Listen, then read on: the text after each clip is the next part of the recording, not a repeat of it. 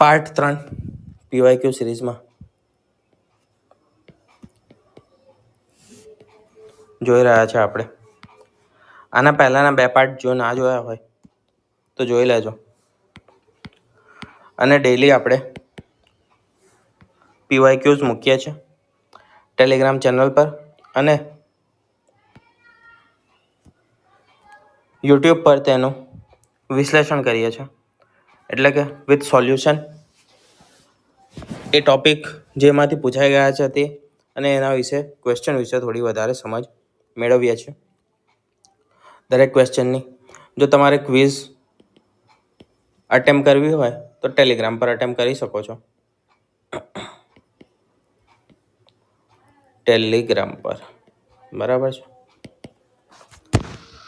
પહેલો પ્રશ્ન આજનો જોઈએ. સોનધાર નામની ખેતીવાડી લોન કોણે લાગુ પાડી હતી, કોણે શરૂ કરી હતી? અલાઉદ્દીન ખિલજી, મોહમ્મદ તુગલક, ફિરોઝ તુગલક કે પછી મુબારક ખિલજી? તે કરી હતી મોહમ્મદ તુગલકે. સોનધાર એટલે તો એક પ્રકારની તકાવી એટલે કે કૃષિ લોન છે. આજે પણ કૃષિ લોન સરકાર આપે જ છે, તમને ખ્યાલ હશે. તો એક પ્રકારની કૃષિ લોન એ સમયે મોહમ્મદ તુગલકે શરૂ કરી હતી, જેને તકાવી તરીકે ઓળખવામાં આવતી હતી. એ સમયમાં કૃષિ લોનને શું કહેવામાં આવતું હતું? તકાવી કહેવામાં આવતી હતી. અને જે શરૂ કર્યું હતું તેનું નામ શું હતું? સોનધાર નામ હતું. બરાબર છે. તો 2 પોઈન્ટ યાદ રાખવાના છે અહીંયા, એક સોનધાર અને બીજું છે તકાવી. તો તકાવી કોને કહેવામાં આવતું હતું? કૃષિ લોનને. જ્યારે દોઆબ વિસ્તારમાં દુષ્કાળ પડ્યો ત્યારે ખેડૂતોને રાહત આપવા માટે આ લોનની શરૂઆત કરવામાં આવી હતી. ખેડૂતો બીજ, બળદ ખરીદી શકે અને કૂવાઓ ખોદાવી શકે તે માટે તેમને આર્થિક સહાય થતી હતી તેનાથી, લોનથી. બીજી એક્સ્ટ્રા વસ્તુ જોઈએ તો દીવાને અમીર કોહી. તો મુહમ્મદ બિન તુગલકે જ કૃષિના વિકાસ માટે એક અલગ વિભાગની સ્થાપના કરી હતી, જેને નામ આપવામાં આવ્યું હતું દીવાને અમીર કોહી. બરાબર. અલાઉદ્દીન ખિલજીએ જમીન માપણી માટે માપન એટલે કે માપન પદ્ધતિ શરૂ કરી હતી, બહાર પાડી હતી. અને બજાર નિયંત્રણની નીતિ માટે તે જાણીતો હતો. ફિરોઝ તુગલકે સૌ પ્રથમવાર હકે શર્બ એ શું છે? તો સિંચાઈનો વેરો છે. તમને આ રીતે ક્વેશ્ચન પૂછાઈ શકે છે અને બહુ પૂછાય છે, બધી એક્ઝામમાં પૂછાય છે કે એ સમયના જે વર્ડ્સ યુઝ થતા હતા. બરાબર છે. આના પહેલાંના લેક્ચરમાં આપણે જોયું હતું ઉડાકા ભાગા. તો ઉડાકા ભાગા શું હતું? બરાબર છે. એ આના પહેલાંના લેક્ચરમાં જોયું હતું, એના પર ક્વેશ્ચન પૂછ્યો હતો. એ જ રીતે નેક્સ્ટ ક્વેશ્ચન એવો બની શકે છે કે હકે શર્બ શું છે, અથવા તો દીવાને અમીર કોહી એ કયા વિભાગનું નામ છે? એ વિભાગ સલ્તનત કાળમાં કયા વિભાગ તરીકે ઓળખાતો હતો? બરાબર છે. એ પ્રકારના ક્વેશ્ચન બની શકે છે. તો હકે શર્બ, પછી દીવાને અમીર કોહી, આ બધી વસ્તુઓ કેવી છે? યાદ રાખવા જેવી છે. નયનકારા પ્રથા કોનું મહત્વનું લક્ષણ હતું? નયનકારા પ્રથા વિજયનગર રાજતંત્રનું લક્ષણ હતું, કાકટિયા રાજતંત્રનું? એક મિનિટ. ઓકે. કાકટિયા, હોયસલ કે પછી બહમણી? તો તે હતું વિજયનગર રાજ્યતંત્રનું લક્ષણ હતું. પહેલું નયનકારા પ્રથા શું હતી એ જોઈએ. તો વિજયનગરની જે લશ્કરી વહીવટી વ્યવસ્થા હતી, રાજા જેને રાય સૈન્યના વડાઓને અમરમ એટલે કે જમીનનો ટુકડો આપતા હતા. બરાબર છે. કોને? જે સૈન્યના વડાઓ છે તેમને રાજા શું આપતા હતા? અમરમ આપતા હતા. અમરમને શું કહેવાય છે? તો જમીનનો ટુકડો કહેવાય છે. આ બંને વસ્તુ યાદ રાખવી જરૂરી છે. બરાબર છે. શું આપતા હતા? અમરમ આપતા હતા. હવે અમરમ શું છે તમને પણ ખબર હોવી જોઈએ કે અમરમ શું છે. તો અમરમ કોને કહેવામાં આવતું હતું? જમીનના ટુકડાને કહેવામાં આવતું હતું. અને કોને અપાતો હતો? સૈન્યના વડાઓને આપતા હતા, વિજયનગર સામ્રાજ્યના રાજાઓ. પછી એવી જ બીજી એક વસ્તુ છે અમરનાયક. તો જમીન મેળવનારા અધિકારીઓને શું કહેવાતા હતા? અમરનાયક કહેવાતા હતા. જેમને યુદ્ધ સમયે સૈન્ય આપવું પડતું હતું. તો રાજા સૈન્ય નહોતા રાખતા. સૈન્ય કોણ રાખતા હતા? અમરનાયકો રાખતા હતા. અમરનાયક કોણ હતા? તો સૈન્ય રાખનારા જે અધિકારીઓ હતા સૈન્યના, જેમને પોતાનું સૈન્ય રાજાને આપવું પડતું હતું યુદ્ધ સમયે. અને એના બદલામાં રાજા શું આપતા હતા? તો જમીનના ટુકડો આપતા હતા, જમીન આપતા હતા. બીજી એ પ્રકારની પ્રથા આયંગાર પ્રથા. તો વિજયનગરના ગ્રામીણ વહીવટમાં 12 અધિકારીઓનું એક મંડળ હતું, જેને આયંગાર કહેવામાં આવતું હતું. તો આયંગાર શું હતું?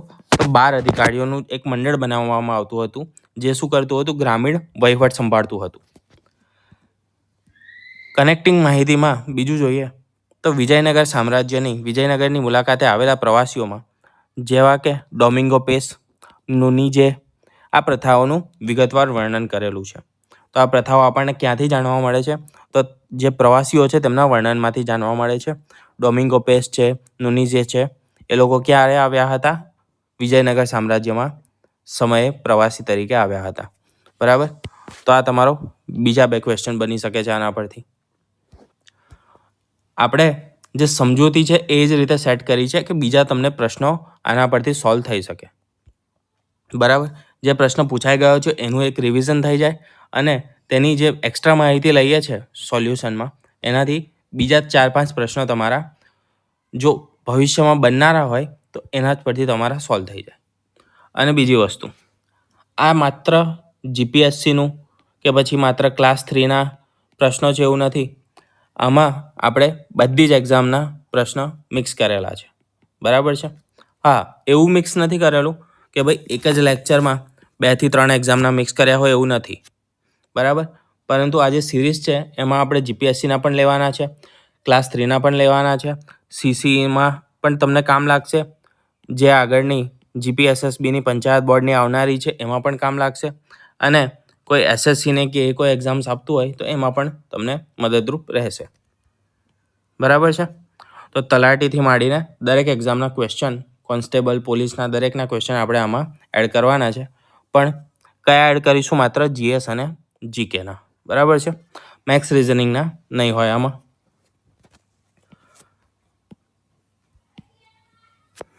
એક મિનિટ. ઓકે, આગળનો પ્રશ્ન જોઈએ. 1857ના ભારતના સ્વતંત્રતા સંગ્રામ દરમિયાન ગુજરાતના બ્રિટિશ રાજને ગુજરાતની નીચેના પૈકી કયા શાસકોનું સમર્થન મળી રહ્યું હતું? ઓકે, આ પ્રશ્ન અધૂરો મુકાયો છે.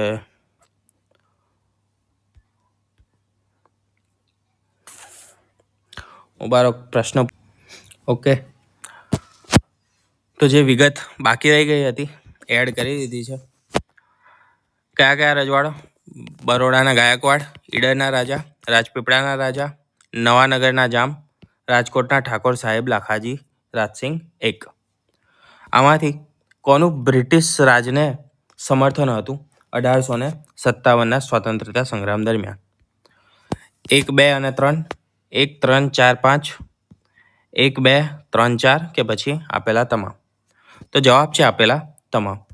આ જેટલા પણ રજવાડાઓ, રાજાઓ આપેલા છે તે લોકોએ કોને સમર્થન આપ્યું હતું? તો બ્રિટિશ રાજને સમર્થન આપ્યું હતું 1857ના સ્વતંત્રતા સંગ્રામમાં. એટલે કે કંપનીને, એ સમયે કંપની લડતી હતી બ્રિટિશ રાજ પક્ષથી. બરાબર છે. બ્રિટિશ રાજના પક્ષમાંથી કોણ લડતી હતી? કંપની હતી, કેમ કે EICનું શાસન હતું એ સમયે, ઈસ્ટ ઇન્ડિયા કંપનીનું. 1857ના વિપ્લવ દરમિયાન ગુજરાતના મોટા ભાગના જે દેશી રાજ્યો હતા તેમને બ્રિટિશરોને વફાદારી બતાવી હતી. બરાબર છે. તે લોકો EICને વફાદાર રહ્યા હતા, ઈસ્ટ ઇન્ડિયા કંપનીને. બરોડાના ખંડેરાવ ગાયકવાડે અંગ્રેજોને મોટી સૈન્ય સહાય કરી હતી, જેના બદલામાં તેમને સ્ટાર ઓફ ઇન્ડિયાનો ખિતાબ મળ્યો હતો. કયો ખિતાબ મળ્યો હતો? સ્ટાર ઓફ ઇન્ડિયાનો મળ્યો હતો. શેના? તો સૈન્ય તેમને મદદ કરી હતી તેના બદલામાં. કોને? ખંડેરાવ ગાયકવાડને. વિરોધ કરનારા રાજ્યો કયા હતા કે જેમને અંગ્રેજોનો વિરોધ કર્યો હોય? તો તે રાજ્યો ન હતા, પરંતુ જે લોકોએ વિરોધ કર્યો હતો 1857ના સંગ્રામમાં જોડાયા હતા તે હતા આણંદના ગરબડદાસ મુખી, પછી નાયકડાઓ હતા, ઓખામંડળના જે વાઘેરો છે તે હતા. તેમને પ્રચંડ વિરોધ કર્યો હતો અને 1857ના સંગ્રામમાં પોતાનું યોગદાન આપ્યું હતું. ગુજરાતના વિપ્લવની શરૂઆત જૂન 1857માં અમદાવાદથી થઈ હતી. શરૂઆત ક્યાંથી થઈ હતી? અમદાવાદથી, અને જૂન 1857માં થઈ હતી. આ શેની છે? માત્ર ને માત્ર ગુજરાતની છે. ગુજરાતમાં ત્યારથી શરૂઆત થઈ હતી. ગુજરાતના કયા શાસકે મોહમ્મદ ગોરીને મોટી હાર આપી જ્યારે તેને 1178માં ગુજરાત પર ચડાઈ કરી હતી ત્યારે? ભીમા એક, કુમારપાળ, ભીમ બે જેને ભોળા ભીમ તરીકે ઓળખવામાં આવતો હતો, કે પછી કર્ણદેવ? તો સાચો જવાબ છે ભીમ દ્વિતીય, જેને ભોળા ભીમ તરીકે ઓળખાતા હતા. કાયદ્રાનું યુદ્ધ હતું. માઉન્ટ આબુ પાસે કાયદ્રાના મુકામે ભીમદેવ બીજાના સૈન્યએ મોહમ્મદ ગોરી વચ્ચે યુદ્ધ થયું હતું, જેમાં જીત કોની થઈ હતી? ભીમદેવ બીજાની થઈ હતી. મુખ્ય વસ્તુ શું છે? તો ભીમદેવ બીજા જે હતા તે એ સમયે કેવા હતા? તો કે નાના હતા. તેથી તેમના માતા નાયિકા દેવીએ ઘોડા પર સવાર થઈને યુદ્ધનું નેતૃત્વ કર્યું હતું અને ગોરીને હાર આપી હતી. તો આ જે કાયદ્રાનું યુદ્ધ છે તે મોસ્ટલી કેવી રીતે પૂછાય છે? તો નાયિકા દેવી વર્સિસ ગોરી, બરાબર છે. આ યુદ્ધ કહેવામાં આવે છે. પરંતુ એ સમયે રાજા તરીકે બન્યા કોણ હતા? તો રાજા હતા એ સમયે ભીમદેવ બીજા, પરંતુ તે કેવા હતા? નાના હતા, ઉંમરમાં બાળક હતા. એટલા માટે તેમના માતાએ નેતૃત્વ કર્યું હતું યુદ્ધનું. ભીમદેવ બીજાને ભોળા ભીમ તરીકે પણ ઓળખવામાં આવે છે. તેમને સૌથી વધુ સમય લગભગ 63 વર્ષ સુધી ગુજરાત પર શાસન કર્યું હતું. કેટલું શાસન કર્યું હતું? 63 વર્ષ સુધી શાસન કર્યું હતું ગુજરાત પર. ગોપાલ કૃષ્ણ ગોખલે નીચેના પૈકી કોની સાથે સંકળાયેલા ન હતા? Servants of India society, royal commission of Indian labour, royal commission on public service in India અને ડેક્કન એજ્યુકેશન સોસાયટી. ચારમાંથી શેની સાથે સંકળાયેલા ન હતા કહેવાનું છે તમારે? સંકળાયેલા હતા નહીં, ન હતા. તો તે royal commission of Indian labour સાથે સંકળાયેલા ન હતા. ગોખલેનું અવસાન ક્યારે થયું હતું? 1915માં થયું હતું, જ્યારે royal commission of Indian labour છે, જેને વિટલી કમિશન અંતર્ગત સ્થાપના કરવામાં આવી હતી. વિટલી કમિશન તરીકે પણ ઓળખવામાં આવે છે. તેની સ્થાપના ક્યારે થઈ હતી? 1929માં થઈ હતી. ગોખલેનું અવસાન ક્યારે થયું? 1915માં થયું. તો સ્વાભાવિક છે આનો ભાગ તે નહીં હોય. સર્વન્ટ્સ ઓફ ઇન્ડિયા સોસાયટી 1905માં બની. તે પુણેમાં તેની સ્થાપના થઈ હતી. ડેક્કન એજ્યુકેશન સોસાયટીના સંચાલક તરીકે ગોખલેએ સેવા આપી હતી. અને royal commission of public services 1912માં બની, જેને ઇસ્ટલિંગ કમિશન પણ કહેવામાં આવે છે. તેમાં ગોખલે શું હતા? એક સભ્ય તરીકે તેમને કાર્ય કર્યું હતું. આગળનો પ્રશ્ન, વેદકાળની નદી વિતસ્તા કઈ આધુનિક નદી તરીકે ઓળખવામાં આવે છે? આ પ્રકારના ક્વેશ્ચન પણ ઘણા બધા પૂછાય છે, કે જે અત્યારની હાલની નદીઓ છે એ આપી હોય અને તેનું પ્રાચીન નામ પૂછ્યું હોય, અથવા તો પ્રાચીન નામ આપ્યું હોય અને આધુનિક નદી કઈ છે તે પૂછ્યું હોય. ઝેલમ, રાવી, ઘગ્ગર હાખરા કે પછી સતલજ? તો સાચો જવાબ છે ઓપ્શન નંબર એ, ઝેલમ. ઋગ્વેદમાં સપ્ત સિંધુ પ્રદેશમાં નદીઓના પ્રાચીન નામો મળે છે. ઝેલમનું પ્રાચીન નામ હતું વિતસ્તા. એ જ રીતે રાવીનું નામ હતું પુરુષણી, જ્યાં આગળ 10 રાજાઓનું યુદ્ધ લડાયું હતું, બરાબર છે, જેને દશરાજ્ય યુદ્ધ તરીકે પણ ઓળખીએ છીએ આપણે. ચિનાબ નદીને અશ્કિની કહેવામાં આવતી હતી. સતલુજને સતુદ્રી, બિયાસ નદીને વિપાશા તરીકે ઓળખવામાં આવતી હતી, અને ઘગ્ગર નદી છે તે સરસ્વતી નદી તરીકે ઓળખાતી હતી. સરસ્વતી નદી આ કદાચ નહીં આવે, આ મારે કન્ફર્મ કરવાનું બાકી છે. નેક્સ્ટ લેક્ચરમાં હું કન્ફર્મ કરીને કહી દઈશ, બરાબર છે, કારણ કે સરસ્વતી નદી ને ઘગ્ગર તરીકે નહીં આવે. આગળનો પ્રશ્ન જોઈએ. ભગવાન શંકરના માનમાં ગુપ્ત કાળમાં કોણે ઉદયગીરીની ગુફા બંધાવી? વીરસેન સબાય, હરિસેન, પર્ણદત્ત કે પછી ચક્રપાલિત? તો તે બંધાવી હતી વીરસેન સબાય. વીરસેન સબા ચંદ્રગુપ્ત બીજાના સંધિ વિગ્રાહક એટલે કે મંત્રી હતા, સંધિ વિગ્રાહક મંત્રી હતા. તેમણે વિદિશા, જે ક્યાં આવેલું છે? મધ્યપ્રદેશમાં આવેલું છે, ત્યાં આગળ ઉદયગીરીમાં શૈવ ગુફાઓનું નિર્માણ કરાવ્યું હતું. તો વીરસેને ક્યાં આગળ ગુફાનું નિર્માણ કરાવ્યું હતું? ઉદયગીરીમાં. કોને સમર્પિત છે? ભગવાન શિવને સમર્પિત છે. હરિશેન એ સમુદ્રગુપ્તનો કોણ હતા? કવિ હતા અને તેમને પ્રયાગ પ્રશસ્તિનો લેખ લખ્યો હતો. આ જે સિરીઝ છે એના ફર્સ્ટ લેક્ચરમાં જ આનો ક્વેશ્ચન આપણે જોઈ ગયા છે. પ્રયાગ પ્રશસ્તિ પર જ એ લેખ હતો, બરાબર છે. કોણે લખાયો છે એક એવો ક્વેશ્ચન પૂછાયો હતો. પછી વાત કરીએ પર્ણદત્ત અને ચક્રપાલિતની. તો સ્કંદગુપ્તના સમયમાં સૌરાષ્ટ્રના ગવર્નર અને સુદર્શન તળાવના રિપેરિંગ સાથે જોડાયેલા અધિકારીઓ છે. તે કોણ છે? પર્ણદત્ત અને ચક્રપાલિત. ત્યાર પછી 28મો ક્વેશ્ચન જોઈએ. કયા ગુપ્ત રાજાએ પોતાના લેખ માટે અશોક સ્તંભનો ઉપયોગ કર્યો હતો? ચંદ્રગુપ્ત એક, ચંદ્રગુપ્ત બીજા, સમુદ્રગુપ્ત કે પછી કુમારગુપ્ત? તો તે કર્યો હતો સમુદ્રગુપ્તે. કોશાંબીથી લાવેલા અશોક સ્તંભ પર જે હાલ અલ્હાબાદમાં છે, અને અલ્હાબાદને હાલ શેના તરીકે ઓળખીએ છીએ આપણે? પ્રયાગરાજ તરીકે ઓળખીએ છીએ. તો હાલ ક્યાં છે? પ્રયાગરાજમાં છે અથવા તો અલ્હાબાદમાં છે. તે સ્તંભ પર સમુદ્રગુપ્તની પ્રશસ્તિ કોતરવામાં આવી હતી અને તે કરી હતી કોણે? લખી હતી કોણે? હરિશેણે લખી હતી. હરિશેણે કોતરાવી હતી. હરિશેણ કોણ હતા? તો સમુદ્રગુપ્તના કવિ હતા. તેમના દ્વારા કોતરાવવામાં આવી હતી. આ સ્તંભ પર અશોક, સમુદ્રગુપ્ત અને ત્યાર પછી મુગલ રાજા જહાંગીરના લેખ પણ જોવા મળે છે. આ લેખને પ્રયાગ પ્રશસ્તિ તરીકે ઓળખવામાં આવે છે, જેની શૈલી કઈ છે? ચંપુ કાવ્ય શૈલી છે. એટલે કે તેમાં ગદ્ય અને પદ્ય બંને મિશ્રણ કરીને લખવામાં આવ્યા છે. ગદ્ય અને પદ્ય મિશ્રિત શૈલી છે. ત્યાર પછી 29મો ક્વેશ્ચન. કયા મઠના બૌદ્ધ સાધુઓએ હ્યુએન સાંગને તેના ચીન પહોંચ્યા પછી પત્ર લખ્યા હતા? મહાબોધિ મઠ, સારનાથ મઠ, સ્થાન વિશ્વર મઠ કે પછી જલંધર મઠ? તો સાચો જવાબ છે મહાબોધિ મઠ. હ્યુએન સાંગ જે ચીનના પ્રવાસી હતા અને ભારતમાં આવ્યા હતા. તેઓ ચીન પરત ફર્યા પછી પણ ભારતના સાધુઓ સાથે સંપર્કમાં રહ્યા હતા. બોધિગયાના મહાબોધિ મઠના ભિક્ષુઓએ તેમને પત્ર લખ્યા હતા અને તેમના ખબર અંતર પૂછ્યા હતા અને ધર્મ વિશે ચર્ચા કરી હતી. હ્યુએન સાંગ એ હર્ષવર્ધનના સમયમાં ભારત આવ્યા હતા અને તેમને નાલંદામાં અભ્યાસ કર્યો હતો. આ પ્રશ્ન તમને પૂછાઈ ગયો છે. કદાચ આપણે આગળ બીજા પ્રશ્નો જ્યારે ડિસ્કસ કરીશું ત્યારે તમને આ પ્રશ્ન આવશે પણ ખરો કે નાલંદા વિદ્યાપીઠમાં કોણે અભ્યાસ કર્યો હતો, અથવા તો હ્યુએન સાંગે ભારતની કઈ વિદ્યાપીઠમાં અભ્યાસ કર્યો હતો અને તે કોના સમયમાં આવ્યા હતા? એ પ્રશ્ન પણ ઘણી વખત રિપીટ થઈ ગયો છે. છેલ્લો ક્વેશ્ચન આજનો કે નીચેના પૈકી કયું જૈન લખાણ નથી? એટલે કે જૈન પુસ્તક, જૈન લખાણ નથી. આચરાંગ સૂત્ર, સૂત્રકૃતંગ, કલ્પસૂત્ર કે પછી વિશુદ્ધિ માર્ગ?